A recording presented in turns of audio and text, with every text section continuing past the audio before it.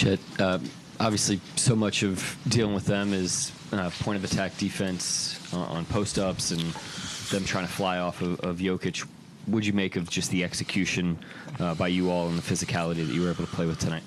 Yeah, I think a lot of the credit there goes to the guys that were flying off those, chasing around those screens, and then the guys that were putting the body on Jokic all night. So credit to Hart and Jay Will and Lou, Queso, everybody that was flying around. Everybody was playing with a lot of energy, and we got to keep doing that going forward. There seemed to be some great gang rebounding going. What'd you feel on the floor just in terms of the way that you all were able to finish off possessions tonight? Yeah, obviously, giving up 25 offensive rebounds isn't a winning formula. So, obviously, as a collective, we felt like we had to clean that up, and we did a good job of kind of all flying in there, creating a pocket for the rebounds, and then somebody going and kind of getting it up top. So. Chet, yesterday Mark said that you were the last person he was worried about being able to respond through adversity. I was just wondering, where do you think that comes from in your mindset to be able to respond like this? I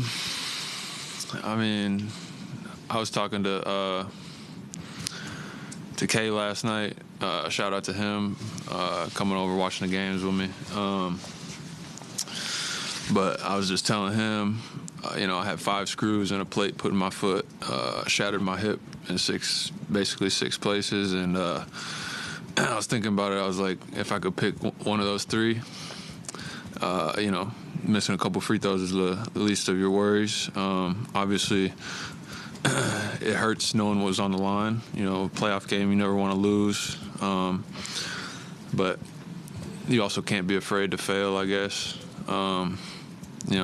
I've been on both sides of it. I've hit big free throws to go to overtime. I've hit game winners. I've missed game winners. Obviously missed clutch free throws too. It's all part of it. I didn't spend too much time on social media the last couple of days, but I'm sure I was getting ripped pretty hard. So just understanding that it's all part of it. Obviously, there's a lot of basketball ahead of us, and we have a lot to do. We got to get a lot better, but it's all part of it. I was also talking to Kay, and he just said, because he's played a lot in his career too. He's been in similar situations and been through similar things, and he just said, "Don't run from it."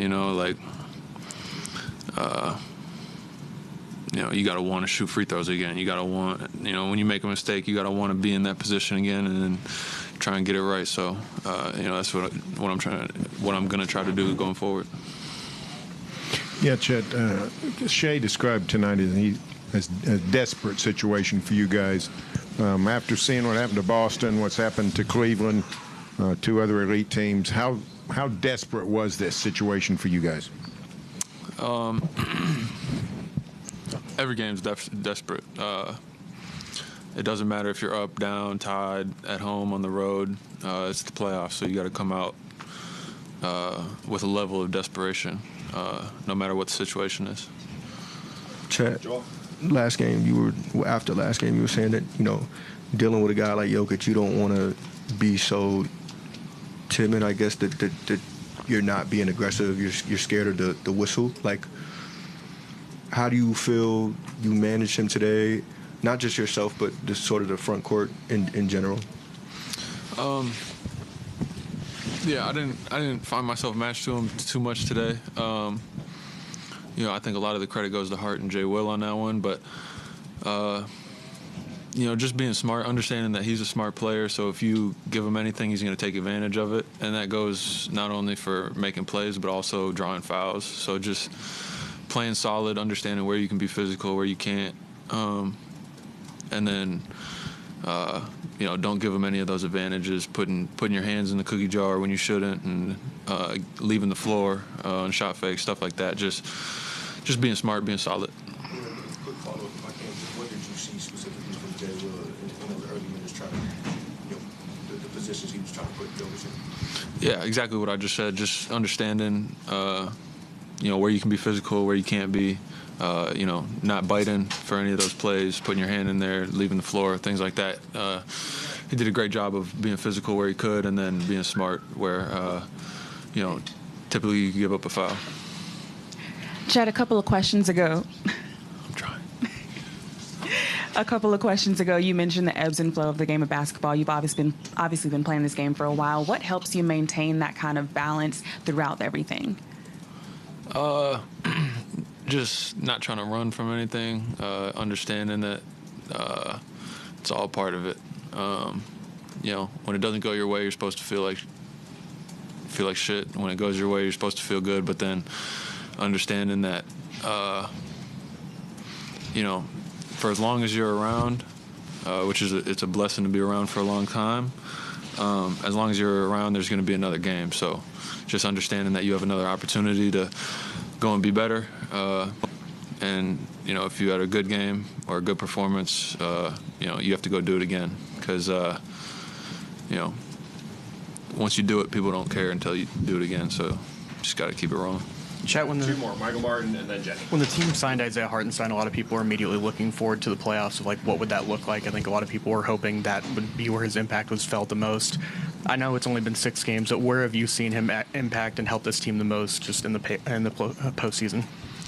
All over the place. You really can't sum it up to one spot. On the offensive end, he does a great job of creating an offense for everybody on the floor, kind of quarterbacking a lot of things. Making reads with the ball in his hand out of the handoff and back cut action, and then everybody knows he's a really good screener, so he gets people advantages, and then he's good at finishing at the rim. He's good at that little 8-foot shot. He's really effective in his areas on the floor, and then on the defensive end, he's big. He can put a chest on people.